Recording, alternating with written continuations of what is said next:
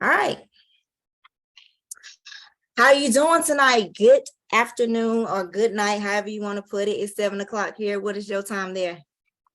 It's 7 here, so good evening. Good evening, guys. All right, so welcome to Between the Pages with Markayla. Tonight we have Arthur E. Bowser with us. Can we give it up? Glad to have you tonight. How are Hi, you doing? everybody. I'm doing good. How are you? I'm doing well. I'm doing well. So as you know, this is where we interview the authors, and I'm glad to have you. I'm glad to have Thank you you. because, baby, you have been something. You have ranged from paranormal, thriller, horror, fantasy, and urban fiction. So the range is out there, right? And the latest product of the street or passion, secret passion, right? Oh, And yes, Shades of Passion. yes, Mm-hmm. that's it. There's it. Yes. So what got you into writing? I've always been interested in writing. So I've been writing since probably middle school, Really? like short stories and stuff like that. The newspaper in school. So it's always been something that I like to do. I just didn't take it as serious as I do now. So you've been writing professionally how long? Since 2015, Really? I started my book, probably my first book, which was Deadly Secrets. I started it, I want to say in 2012, and in 2015 is when I released it. And I was just like, oh, let me just release it. Because I was never planning on doing it. I was never planning on publishing it. What made you what you come to that decision? I don't know. I was just like, you know what? I'm just going to do it and see what happens. And it wasn't something that I was thinking that would take off or people was going to be interested in because I didn't write it, for it to be published. I just wrote it for a friend because they were like, I want to see, a paranormal vampires, werewolves with people that look like us, like something I can relate to because it wasn't really much out there at the time, far as African American or Black people, any POC characters in paranormal Right. book world. So I was like, all right, I'll write it. And I didn't think anything of it. I didn't think it was good. It was just something I wrote. And then I was just like, you know what, I'm gonna just go ahead and publish it. So I did. So what was the I inspiration published. behind that? Because you do have paranormal in there, horror in there. So what inspired you? Um, I've always watched and read paranormal. Like I've never really how can I say it? Not saying I don't like romance and stuff like that. It just was never me. I was always the girl that wanted to see the horror movie, the vampire movie, all that, or read those type of genres. So it was like it was just something that was easy for me to do without really any thought in doing it. So when I'm writing paranormal or horror, it comes from a place of just knowing and writing it. It's very easy to write it for me. Now, urban fiction, not so much. Now, so, So, let me tell you, you ain't the scariest thing I'm gonna do is look at Vampire in Brooklyn. They laugh at me all the time because I'm like, Vampire in Brooklyn is about as horror I'm gonna go. But yes, and that's yeah, I a watch everything. Anything horror, anything paranormal, I'm gonna watch it. real. I'm gonna watch it. Yep. I don't know what it is. I think I just grew up on it because my dad was and my mom, that's what they like. Like, I mean, they like regular movies, but if they really want to watch something, it's going to be a supernatural movie or a horror movie.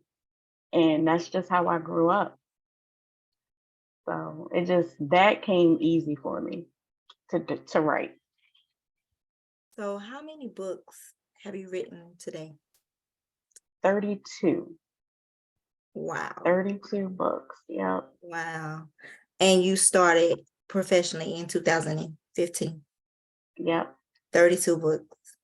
Mm-hmm. And yes, so that's just not just something that popped up. That is a gift. That is Yeah, a gift. I didn't think of it like that at first when I first started writing or publishing. I didn't really see it until like 2017, 2018, because I stopped writing for a few years because I was just like, whatever. And someone had contacted me and asked me when the third book in that series was coming, and I was just like, okay, so I'm really gonna have to put some thought into this because people are actually reading it. And that's when I really started taking it seriously. So probably like 2017, 2018 was when I really took everything serious. So how do you come up with the subjects? Because they are from this to that. The spectrum is, so how do you come up with the subject? As far as supernatural, I can't even tell you. It just Yeah, I mean, you dream I about guess it's it. You I see mean, I do it. have dreams. Like I probably will see my whole book in a dream, especially like the ending and some things. But for the most part, I just let my characters tell me exactly what's going on. So I don't try to force to write. So if I don't put out a book, it's mainly because those characters aren't talking right now. Right, And if I force it, you're not going to get anything that's good. right. So I just let my characters take over and do whatever they want because it's easier that way. It's just like it's a whole movie plan in your head. That's how I see it. And I'm just trying to write it down so people can read it. So I'm not the only one that's gonna be crazy listening and having all this stuff in my head. Everybody else can have it too. You definitely not, because listen, even though we sitting here talking, listen, the fans and everybody, they commenting up under there. And with that being said, because they are fantasy, is there any time where you like, these people kind of real? I know this person, but I'm just gonna put them in the book. Oh, for the most part, everybody that I've written about is about somebody. I know. Like it's the personality traits are from somewhere. So it's like the story is made up, but you'll have some of the elements in each story that probably have happened before. And I just use it and then I expand on it. But for the most part, these characters, it's personalities from different people that I know. That's the fun So part. it's like that's the fun part That's the because fun they part. become more realistic. And yeah, try having all that racket in your head all at once, just talking, and you try and get it down on a computer. Like, slow down, slow down. So Right. yeah. What is your favorite genre to write?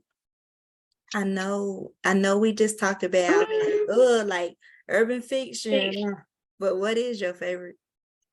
um, it's probably paranormal because there's so many different ways that you can go about it, even horror to a certain extent. But paranormal can be one way reality, and the other way you can just expand on it and go a whole different route because you can put both elements of the world into that. So you can have make believe and also reality inside of paranormal. Because you have people that believe in some of this stuff and people that don't believe in some of that stuff. So to somebody, what you're saying, especially if you do research on certain topics in paranormal, might be true to somebody, or they might have experienced that. So it's always fun to write in paranormal because you can do anything. You can build an entire world and just make it your own. So it's definitely fun writing paranormal. So that's probably my favorite genre to write With that being said, is there a genre that you haven't written in and you want to? in. I haven't written in I guess you can say historical fiction or just regular contemporary romance. I do not want to. Like, that's just not me. Um, it'll get boring to me as a writer, and I probably wouldn't finish it because it's just not something that interests me, even though other people might like it. Mhm. I'm just not gonna go and do it just for sales or for the money because I'm not gonna be into it, which means my story is not gonna be good at all because I'm not gonna be working as hard for it. So I stick to the genres that I like. Urban fiction, that somebody asked me to write it, okay? And I was like, I said no for years. I said no because I was like, nope, I'm only writing paranormal fantasy horror. Nope, I'm not doing it. I'm not doing it.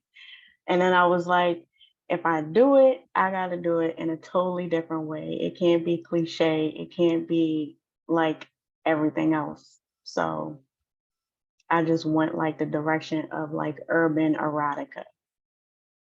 Listen, so I'm guessing we going with product of the street, right? Yeah. As soon as I read Product of the Street one, I was like, oh, hold up. I jumped in your inbox so quick. I was like, wait a minute, you doing too much with this one. It is good. It is really good. And if you haven't read Product of the Street, she just released book 3. It is really, really good. I mean, she put a spin on it. Tell us about that spin you put on Product of the Street. I think I just like took like the urban and then just put a spin on kind of like a more suspense vibe to it. Like, okay, let's take these 4 friends and what would they do that's like special that nobody else would be doing? So they all have different kinks Mhm. and different things that they like. And they're all like sociopaths or they're psychopaths, like functioning, like very high functioning. And I didn't want to go the normal route. I didn't want to do like drug dealers and stuff like that. I was like, nah, it's got to be something different. So, they're like multiple business owners, but they're also illegal in the street. Like they're doing other stuff. So I was like, okay, if I can write it like this, then I'll be fine. I'll be able Mhm. to like, Get I'll by. be able to do it. Cause it's Mhm. more like, to me, it's a more horror suspense element. So I was able to write it and then I was able to create a world. So it just made it easier for me to write. Even though throughout the process I'd be wanting to add like a vampire or a werewolf in there, something like that, some type of supernatural thing in there. Like it was really hard, the first book. It was really hard not to do that. But once that book was out, it became easier and then the characters just want to take over. Like they just they just wanted to take over everything. So that's why I ended up writing book 2 so quickly and book 3 because I normally write in a series 1 book a year because I have multiple series out. So I actually put like 2 books off so I could write these 3 books because they were talking so much. And you never want to interrupt that flow as an author if your characters are talking because Right. then they'll just stop. So, What made you listen? I done talked about this to the book group a lot. And hands down, Product of the Street, and I'm not being funny, but hands down, Product of the Street was one of my favorites this year. It was one of my favorites oh, happy, this thank year. you. And you cannot tell that you don't write in that genre. You don't write in that genre like that because it was hands down one of my favorites. The way that you made them have public intimate scenes. I'm gonna say that because I be live. So public intimate scenes, and it was just so kinky. Yeah, it And then definitely they was had real like jobs. They had real jobs. real stuff that they was going to, like not no like regular job. Like, they was either a CEO or something or the owner of a hospital or something like that. They were something. Yeah. And It's it just was like like bend you over, wouldn't, girl. yeah, you wouldn't think like meeting them in their professional setting that they would turn around and like have you up against a window out in public. They So didn't they cutting yeah, up. They cutting up. yeah, So it was wild. what do you read? What genre do you read? I read sci-fi and horror and fantasy. That's what I read. I recently started reading a little bit more urban fiction to support other authors, Mhm. but it's very hard because I like at the core I am like a paranormal sci-fi fantasy person. So I get bored with regular stuff really easily. Like the And if it's drama, the baby yeah, mama. Yeah, it's like I see that in real life. So it's yeah, I don't feel like dealing with it. And right. so, but I try to support other authors in a genre because they have supported me too. Right. So I did start to pick up more books because like honestly before that, I ain't never read. The last urban fiction book I had read was Be More Careful. Mhm, And you know how long ago that was? Like, mhm. I don't even think I was out of high school yet. So yeah, Super throwback. I know. Super throwback. yeah, yeah. What is your favorite book in your catalog? What would you say your favorite book is? I know you say My 30, 32, 32 books, 32 but my books. So favorite book, um, my favorite book would have been Crown 3. Um, yeah, Crown Book 3 and the do Deadly you Secret series. in a daily Um, yeah, only because a lot of things were answered and a lot of things got resolved and people came hold back and on. it just all started to come together. Sorry, y'all. Sorry. Do you have an author you look up to or mentor? I never really had a mentor. I read a lot of different authors. I used to read Octavia Butler, L.A. Banks, just a lot of mainstream authors. But like as far as anybody to mentor me in writing or anything like that, I didn't know really anybody until I've released like probably my fourth book, like other authors. Because it's really hard to kind of break into that industry. It's not as easy as people think it is, or as like people make it seem. It's not as easy to talk to other authors unless you're under that publishing house and Right. stuff like that. So I didn't really talk to too many other authors. Yeah, probably until like my fourth book, when I started entering into groups and doing interviews and stuff like that. And then I met a few authors and we always cross promote each other and stuff like that. So no real mentor really.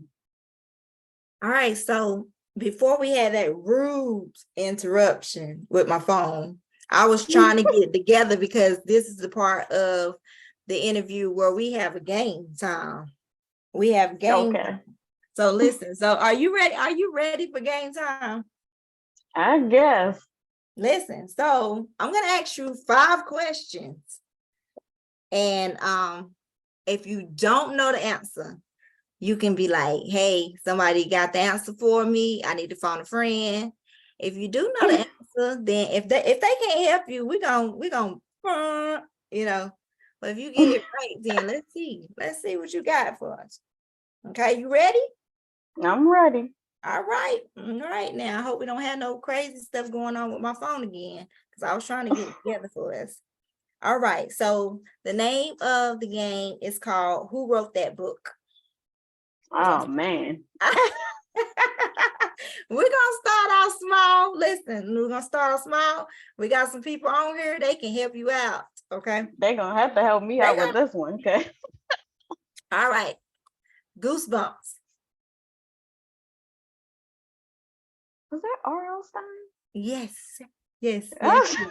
Yes. Yes. Yes. Let me see. I gotta get myself together. You're right. Here we go. Look at this. Okay, there we go. Now, see, now I want to be quiet when it was just loud. I like it. Yeah. All right. Who wrote that book? The Telltale Heart. I'm gonna have to get help with that one. Help, help out there. Anybody know who wrote? What is it called again? The Telltale Heart. So, all right, we got help. We got help here down here.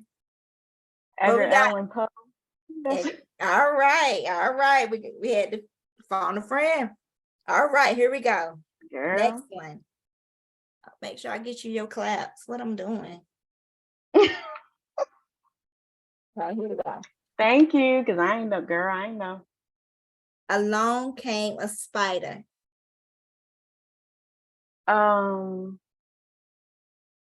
Wait, was that Lee Child? Wait a minute. Lee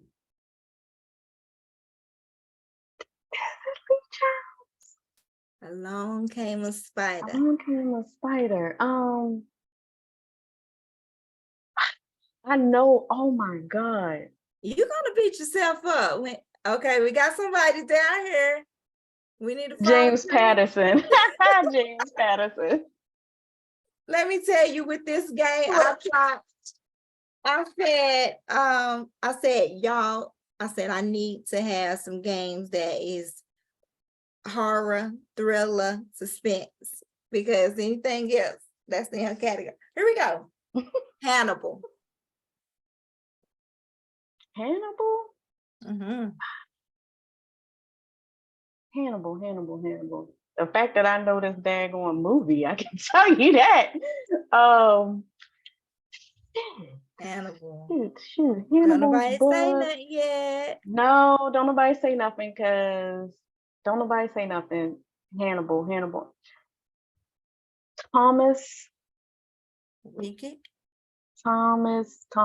Thomas Harris. Yes. Girl. Yes. You did that one. Say you didn't want no help. I like it. I'm so corny. Okay. The last question. You ready? Yeah. I don't know, because you throwing some hard ones out there. A Vampire's Temptation. Ain't that my book? Girl, that's your book. That is your book. Les. So we wait a got minute. 5 right here. Yes, I'm just corny. I like it though. I like it. So after this, listen, so let's get into who you are. Who are you outside of being an author? Honestly, like lately, that's exactly who I've been. I've always read, I've always written, even if it wasn't published. It's just something that has been ingrained in me since elementary school. I did used to work in the healthcare field for a long time, for about 10 years. And I stopped doing that and really put all my effort into writing. So I'm just a wife, a niece, a daughter, and an author. Like, that's what I do. A sister, friend, therapist. Yes. I even got some more down here that was like, she is a mentor. What else we had? Look, I don't even look at myself like that. I just try to be there for other people. Great friend, yes. So listen, you are more than who you say you are. All right. And I like if that's how people feel, I'm happy about it. Because let me tell you this. I'm sorry. I didn't mean to cut you off. Heavy on the therapist. Heavy on the therapist. To be able to create a world where people can escape. that is mentoring, that is like therapist, like what she said, like to be able to create that world. I mean, because sometimes I don't want to be in reality. I want to escape, especially when I'm reading. So Right. for me, yeah, I agree. I agree to be able to create that world that I can just escape to, and I can just worry about a werewolf, and I can just worry about a vampire, and I don't got to worry about no bills, no nothing else. You know what I'm saying? Just bite me and go on. And go on with it. Right. Yes, bite me and go on with it. So what do you say about like what people don't know about you? Like, what is something that your readers don't know about you? Well, I've said this before, but I hate writing sex scenes. I hate it. I don't even like to read them after I Oh, write them. I, ooh, I'm appalled because product of the street, baby. I'll always look back and be like, I wrote that? Like, ugh, that's I'll be so embarrassed. Like, it is not, Is it really awkward for you guys? it is it's awkward. It is very awkward. Right. Like I They say you just second guess it. Yeah. Is it awkward? yeah, because I mean you gotta think about it. You read Product of the Street. Yeah, yeah. It's some wild junk going Mhm, on in there. So it's like, mhm, man, is people gonna be able to get down with this? Like, mm. is people really gonna like this? Yeah, I was like, And I'm gonna then have to go after, buy a wolf mask look, or something. look, and that was the problem with that whole thing. Like, and then you start to realize, like, ooh, do I like that? Like the mask fetish, or Yeah. like the whole voyeurism thing, or whatever. You're just like, I don't know why I don't know if I do it, but I So you don't don't know if you know. would do it, but you know you would. Other people would want. Like, how did you going back to that? But how did you come up with like, okay, well, this is gonna be public, intimate scenes, or this is gonna be a dungeon, or this is gonna be a wolf mask. Um, let's see, how can I put that? Okay, so when I was framing out the book, because I rarely do outlines, but I'll talk it over, and I'm just like, okay, these two characters are gonna like this. This is gonna be their thing. But you know how you don't want to read the same thing over and over again. Like, you want the guy to have good BDE, but you don't want to repeat something that the other ones did. Like, you want it to be fresh, be new. So in my head, I'm like, okay, well, I did this. That means I got to go beyond that in the next scene. Right. So what I'll do is try to outright myself um, from the first sex scene. And then I'll try to outdo that one. And then I'll just like go down the line and try to outdo each sex scene. That's why it gradually increases with what's going on. Cause it's like, okay, what's different? Like everybody can have sex in a bed or in a room or in a house. And, it could be good or whatever, but what is different that would catch somebody's attention? Like, oh, I never thought about doing this. Right. Which always surprises me because I'm sitting up here like, ain't nobody really never done this before? Like, Right. But I like, always say like the paranormal, the way you guys write paranormal sex scenes, and they like be shape shifting in the middle. I'm like, wait a minute. I'm like, wait a minute. Yeah, you can definitely you yeah, like that is a stretch of imagination. right. Because you also have to look at it, it is paranormal. So Mhm. stuff is gonna happen that's gonna be different from just regular human intercourse. So it's like, what is going to be so different about having sex with this paranormal creature or person or whatever? What are they going to do? A vampire, it's going to have something to do with fangs and blood and all that other kind of stuff. Or werewolf, they might be kind of shifting mid shift Mhm, on you or something like that. So it's you always want to come up with something different. You know, if I would give any advice to any author, it would be to come up with something different. Don't always go just the regular route of things because right. it just becomes cliche, it becomes boring, and it's like you already written it before. Some people can't, well, let me say this. Some authors are in a box and they Mm-hmm. publisher or whatever Yep. won't they can't they're not allowed They um can't escape it. yeah, they can't. They have this whole big thing. And listen, I read it now, don't get me wrong, I read it. I like it. It's just at the same time you want to be able to pick up this book and you want to be able to. I don't like boxes. I don't like boxes. So Right. Me yeah, either. That's I'm too probably critical. one of the reasons why I will not go with the publisher. Really. Because if you're gonna try to put me in a box, I can't write that way. So you won't get a product. So it's just like if I have to stay within this kind of framework of what you want me to write, it's not gonna happen.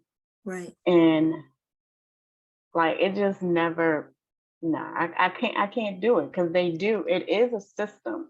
Like a lot of people don't know that it is a structured system how they want you to write. Like if you notice in a lot of books, it's always, oh, boy meets girl, something happens, they break up, and then they're not together, and then all of a sudden they back together by the end, and then there's a big fight scene thing. Right. That is a structured box Yeah. that publishers put you in, or some people just write by because they don't, not that they don't know, but it's just what they've been taught of how to write a book. And some other people are able to step outside of that box and just go their own direction. So that's kind of what I did. Probably after my third book was just like, you can write this however you want to write it. And my characters like are crazy. So they're always in my head just chit chatting away. And so I'm trying to separate them. Like, okay, well, I'm working on this book, and then you got somebody else talking. So all my supernatural characters are mad right now because I was doing Product of the Street. And I gotta kind of shift back over into that because I have two other books that I need to write that are horror and paranormal. How So long have you yeah, been indie? the entire time. Really? Yep, the I entire wouldn't time. trade it. Would not trade it. Awesome. Like even if I went traditional, um, it would come with a lot of stipulations from me. Right. Because if you're gonna try to paint me into that box, I don't want it. It's not gonna matter the money Right. because I'm not gonna write, or it's not gonna be as good as where you found me. Right.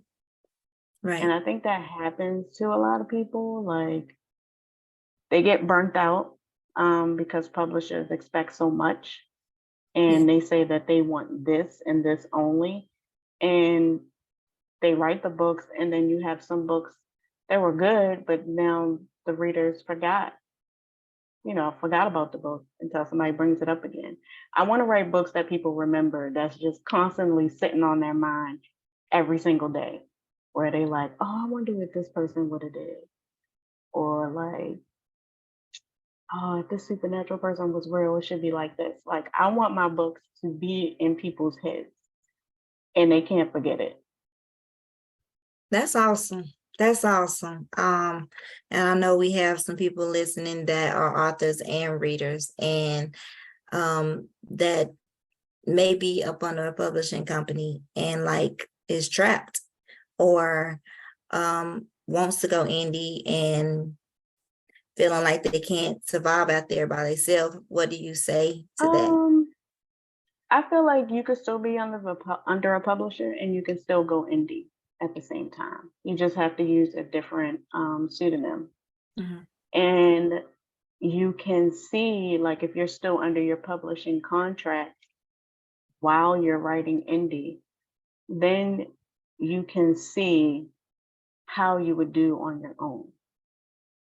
Right. The biggest problem with that is going to be people knowing that it's you that's writing and marketing. So Right. depending on which publishing company that you're with, they could be doing a lot of marketing for you, or you're doing all the marketing yourself, which means that's actually a good thing because then your readers will know where to find you. Indie is very hard and it's very time consuming. And some people either don't have the time or just don't know where to start. But the best thing to do is Google, YouTube, look at videos, look at just anything that you need to do to learn how to market yourself and to stand on your own 2 feet in a publishing world. Just learn it because you never know what's going to end up with a publishing house. They might find somebody that's shinier than what you were and they're no longer pushing your stuff, or they may go under and then where's all your work? Right. So it's like you have to learn the business yourself and not rely on other people to do it for you, even if you're with a publisher. Like that's what I learned doing it on my own. Because I've had publishers come to me before asking, do I want to do a submission, blah, blah, blah. And I thought about it and then I was just like, nah, I'm going to learn this on my own because who else is going to advocate for me better than I'm going to advocate for myself? Right. Right. I know we just got through doing the game, but this is game. This is spitting game. I mean, like this is spitting game because people are really stuck. I work with a few indie people. I work with people that are published behind the scenes, and some more trapped, and then some don't have that backing anymore. Where maybe the books was up here, and then now the reviews is here, and it's like, right. yeah, it's a tough place to be in. It really is. It definitely is. It's a very tough place to be in. And it's always like you're fighting for your life. Like even for readers to know that reviews and ratings go a long way, even if you don't think so. Like it does far as the algorithm for Amazon or for any other site that sells the book, because it pushes you more out into the forefront. So when you do have a publishing house or, anything like that, their books are going to be pushed out there because they have a large emailing list or they have a large followers that are going to flock to those books, which will push those books out to the front. And then you'll still have your book and you're fighting for a spot. So that's why I take it back that you have to learn how to do it. You have to learn what books to put into what categories. Like it's not just, I'm just going to put it in urban fiction. No, what is your book? What is it mainly? Like you really have to study your own writing style, and the genre that you're actually writing in. Right. Right. So it's a lot that goes into it. While we still spitting game, how do you get into how do you get in the process or the zone to start writing? What do you do? Since you got all these people talking, how do you like, get in the zone? Like currently right now, since I need to write a horror book, I'm watching every horror movie that I can find, which it helps because it's Halloween time. So it's easy. It's always something on right now. And then I'll probably I'll reread the previous book that I wrote in that series because I never write standalones. So people that don't know that, I do not write standalones because I don't like standalones. Because I always want to know what's going on with the character. I feel like they have more to the story than just one book. So yeah, like I'll reread the previous book, get myself in the mood, watch a whole bunch of stuff, and then just kind of sit myself in the middle of that world and be like, okay, so what's gonna happen? Right. And then they just start talking like, well, you left off in somebody died, so we got to resolve that issue. And like, we got these zombies chasing us, so we got to do that. So it's just like getting into the mind frame of the character or your main characters Mhm. and just staying there. Um, Do Sometimes I you? might write two books at once, but Mhm. I'll always end up going off to one book mainly. It just depends on who starts talking the most. Right. What do you say to people that the authors that get overwhelmed? Because I know as readers, we be like, hey, get that, we need what part two? Where's part two? Where's part two? You know what I mean? And Look, I had people ask listen, me where part four the day after I released part three. I bet. Um, I think the only thing that you can do is just laugh and joke and just like it's coming, just let them know that it's coming. The big thing is to always make sure that it is actually coming. Yeah. Don't leave readers just hanging for years waiting on another release. If you don't feel like you can write in a series, then you should look for ways to go ahead and close the series out if you don't think that you'll be able to continue it. Some people will start a series thinking that it's going to be however many books, and then their characters just stop talking. And it's because they probably didn't put a whole lot of thought process into the story or into the plot. Mhm. So, like, that's why readers are like, okay, when's the next book coming out? When's the next book coming out? Because they know some authors, they've been waiting for the next book for like 2 years or something like that. And they just like, I want to make sure you write in this book. So it's always that constant communication or try to. And it's just like, it's coming. You gotta give me some time. And like I always tell people, like, hey, I got like 4 series I'm writing, and I gotta give attention to my other series. But I'm coming back. Like I'm coming back. Right. So I know we spoke earlier just briefly when we was passing by reviews, but how do you feel about reviews?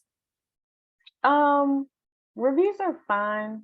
I like reviews that have constructive criticism. um, about the Yeah. book if you're gonna rate it low or whatever, not just a rating and you're not saying anything because it doesn't help me as an author.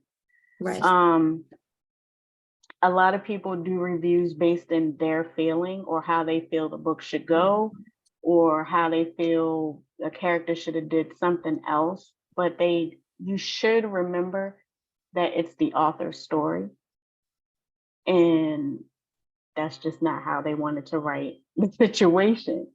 So when you're writing reviews, you need to really think about the overall story, what you liked, what you didn't like, but also remember this is somebody else's work and it's not your work. Right. So because you didn't like it or didn't think that it was enough of something doesn't mean that the book is terrible. And I think a lot of people get stuck there where they're just like, it was a great book, but because it was a cliffhanger, I'm giving it a 3 star. Mhm. But you've been reading the series and you already know how the books go. Right. So I you should know like what's going on. That's even like I put that out there in my books.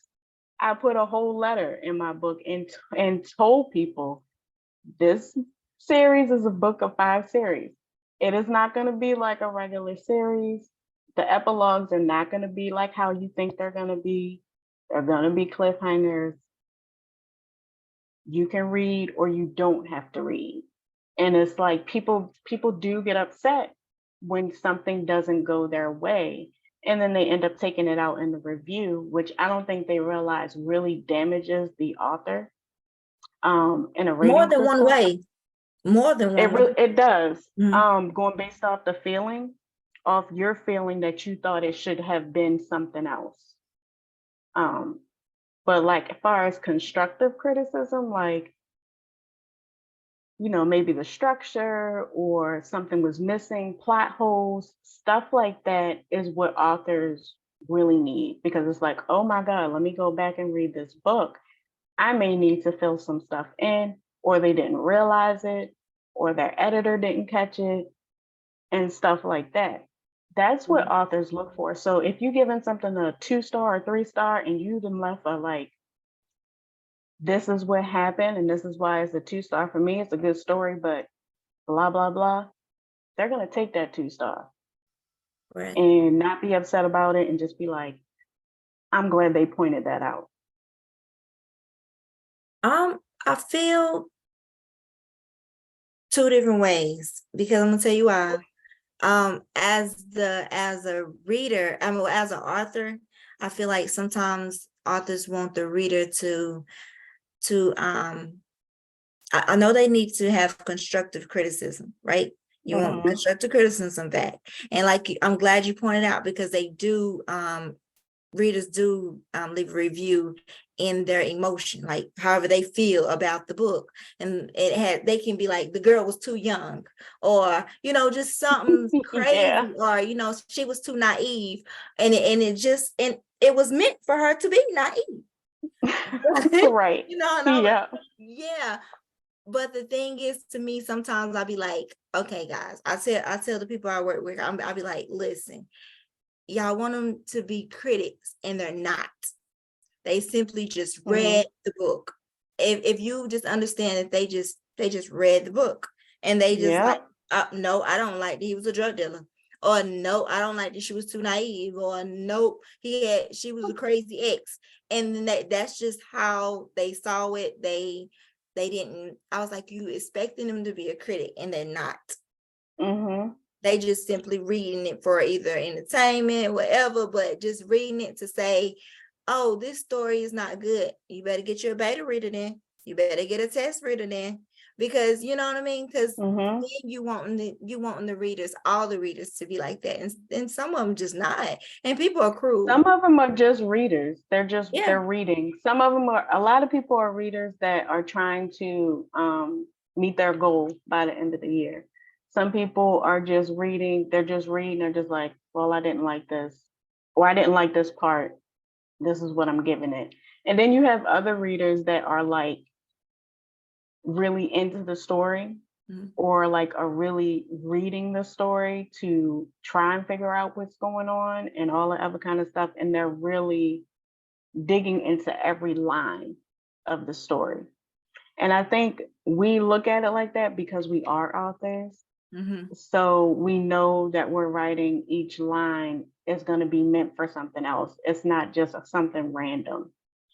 And that's what I try to explain to people, like during my interviews or during lives and stuff like that. Like, just because you feel like something is inconsequential or you don't feel like it should have been there, you're going to miss out, because I don't write fluff. Everything is going to connect. And if you skim or skip or just feel like, oh, this is stupid, this shouldn't be there, you're going to miss out on something at the end. Right. And you're going to sit here and be like, when did they say that? When did they do that? Or how did this person get here? Because you're just skimming through the book or picking over parts that you don't think belong there.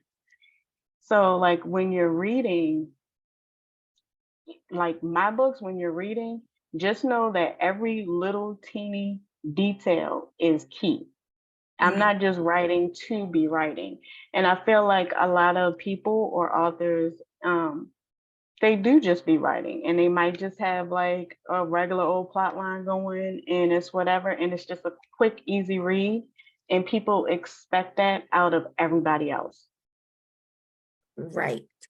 Right. Yeah. And then we are at that time of year where everybody's trying to get something out. And so we've been hit Mm-hmm. with book after book after book after book. And it might not be hitting on it, you know? Yeah. Mm. Yep. Yeah, you be like, Yep. Yep, you're right. Like, and they be dropping like quick books. So people just thinking, oh, I can just read through this book and not really pay attention.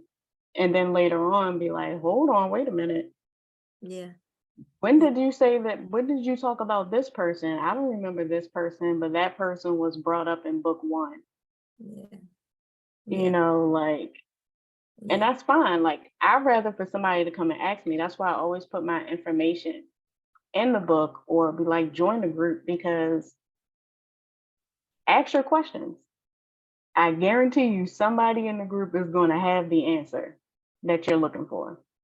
And listen, if you listening to us, because I know it's live, this is no shade. This is no shade. Yeah, It it's is not. nothing but game. It's nothing but game and Like understanding because you. it's basically just telling, like, for as long as Mhm. we've been writing this, we've seen a lot. And it's just like I don't think a lot of people know that they don't have to stick in the box that they're in, that they can do more. Right. Like, I don't think a lot of, like, especially newer authors know that. Like, they're just used to doing a certain thing and they don't know that you can explore or you can do more, or people are deep readers. Like, you do have people that are very deep readers and they want like a lot of substance in their story. So it's like, it's no shade because I have novellas too that are like really quick reads, But people are probably so like 90 sensitive. pages. People are very sensitive about their work. I mean, it takes Look, time. authors are sensitive about their work Yeah, now. Like, cause yes, look, I'm yes. gonna tell readers that is our baby. Like, these are like children Hmm. because you spend so much time and money And it's easy making for a these reader to say, I stories. hate it, and it's just like, what? I don't like it. And you like, wait a minute, it took me 2 months to Like, write this book. you know how hard it was to write the, yeah. So Yeah, I mean, but everybody's sensitive about something. But yeah, as an author, you probably could be mad in the moment, but you gotta just learn to let it go because right, it comes with the territory. It right. comes with being in that world. Not every story is for everybody. That is And true. That bye, is so Tacola. true. Right. So yeah, That is so true. So what keeps you writing as an author? all these crazy individuals in my head, and that will pop up at any given time. Like you said, like I could go to sleep and just dream of a whole new character and be like, okay, so where am I gonna put this person? Right. Even in shades, like people popped up in shades that was not in Deadly Secrets at all, and now they got a whole new storyline. So Mhm. I just keep going, and then people like it. And if anytime somebody asks me, "Well, when's the next book?" that just tells me somebody's reading it, and Exactly. Exactly. you Because just gotta everything is keep not for going. everybody. It's Everything's not for not. everybody. And I feel like if you got somebody that is reading your book and they are enjoying your book, then you keep writing for them. Because you Yep, never know what somebody's going through. You never know what you're exactly. bringing somebody Yep. out of. I mean, I can vouch for that hands down. So, I mean, I just say Hmm. keep pen pushing with that because you never know. You never Yep. know. You never know. You never Mhm. know what your books are doing for other people, Right. and how it's helping them through something or escapism or anything like that. So it's like I know some authors just feel like they just want to give up on writing.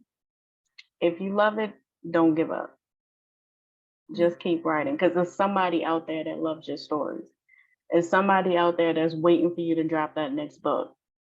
Like, even if they never say anything to you, it's always somebody out there that's just like, okay, when they're putting out their next book, I really need their next book, or they're rereading your books. So I would just like keep going. Definitely helped me figure out my kinks and my fetishes. That's a Oh, mess. I'm glad. I'm glad. Listen, there's a whole glossary in there. So Plus was a mess. Okay. Yeah, so where do you see yourself? We coming to the close and the end, guys. Where do you see yourself in 5 years? What are you be writing? What you gonna do? Publish? um What you I'm think? definitely gonna be writing. Mhm. I really want all of my books to be within the next few years to be in audiobook format. I have a few of them in audiobooks now. Um, but I really want to start like script writing. So I think I'm gonna end up taking a class in that and seeing how that goes. Because if I can see my books as shows or movies, I know other people can see it as that. So I'm just like, might as well try. I mean, if I'm writing anyway, Yeah. People will might as reach well out pitch to it. you, but just don't take pennies on the Yeah, dollar. don't be, girl, you ain't got to say nothing because Do people do reach out and you have to do your due diligence mm-hmm. and weeding through that because you'll get a lot. They will. They will try to get you. They will try to Mhm. get you. So you guys, what are, I know we talked about 32 books, but can you tell us what are some of these books names, titles? Um, let's see. So I have the Deadly Secret series, Brothers That Bite, and it's novellas. So that spans probably like a good 20 books.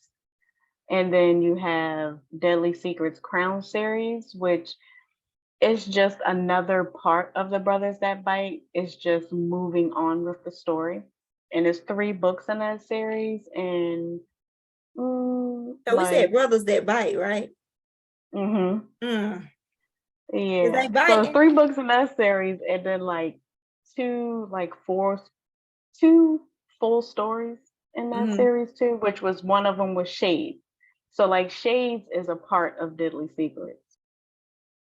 It was just a story about not the main characters that are in Deadly Secrets. It's like the side characters that are getting their own story. Mm-hmm. So yeah, so you have that, and then I have a zombie series, which is my horror series, which is called Dreamwalker: Visions of the Dead, and that has 4 books out. One of them is a novella, and I'll be working on book 4 of that series now. So that's what I'm trying to get into. And then Shades of Passion 2. So that'll be the next Deadly Secrets book that'll be coming out. And then you got Product of the Street. You got those 3 books. So Oh no, I know. Listen, that's that like I can't get out, I can't get away from that. That is like up here for me for the year. That girl, is, and I that's read a because lot of books. I read a lot of they books, was and that book wild. was Look, they good. were wild. They were wild. Yeah, they definitely were. So we're gonna go ahead and open up the floor. And anyone got any questions? You guys are welcome to pop in with your questions, chat with your questions. So anybody got any questions? Put your phone on. You can put your phone on. Where we at? Hold up. It's down here at the bottom. Let me see what we got. All right. Oh, y'all. Okay. When is, where we at? Somebody pop in. See you tomorrow. I'm reading as fast as I can. Here we go. What we say? What's your recommended order of the series? So anybody that's starting Deadly Secrets, definitely start at Deadly Secrets Awakened Book 1, Brothers That Bite. Because if you just jump into the series, you will be completely confused. And I've had a lot of people that do it, and sometimes they're not confused, they're just more intrigued, like, okay, so where did all this start? So, book 1 is basically setting the tone of the story and building the world. And you get to know those characters and see them grow up in each book, like how they come into the knowledge of supernaturals and everything like that. So, definitely start there. There's a reading order of that series on my website, which is ebowserbooks.com. It's on there. It's also on Amazon in like the pictures part. for the reading order of that series. So if you read it in that exact order, you will get like a way better reading experience. All right. Thank you, guys. They are saying it's a great interview. Thank you. It was very informative, very enlightening. It was. Well, we got some more questions. Okay. So we're just talking about the series. What else we talking about up here? Anybody else got any questions? You're more than welcome to pop in and ask. Okay. I guess we done. Good. Wait a minute, here we go. What we got? Something else coming in? No. Milo Milo was neither. Milo was product of the street, so he's definitely not a supernatural. Okay, what we got? Which series are completed? None? Okay. I think Blossom has got your back here. Yeah, like the only one that you can really say is completed is Brothers That Bite, but it just continues on. Like if you just read the Brothers That Bite series, you could stop there if you want to, but you'll probably you wouldn't want to, and you would just want to continue. You want to? Okay. Where can we find your books at? They're all available on Amazon. They're all available through my website, ebowserbooks.com. Or you can go on my link tree, author eBowser, and find the books there. So all of the paperbacks, hardbacks, you can either go to my website or you can get them from Amazon. And you have Barnes and Noble and other sites too that also carry it, Walmart and stuff like that. Audible, audiobooks, you can find it there too. I think Spotify has my audiobooks as well. Okay. So guys, I would like to say thank you for joining us tonight, Arthur E. Bowser. It's been a pleasure. It has been Thank you for having me. It was a really good interview. Thank you. I'm sorry about the little interruption that we had. I was like, oh, no. Yeah, I was like, oh, yeah.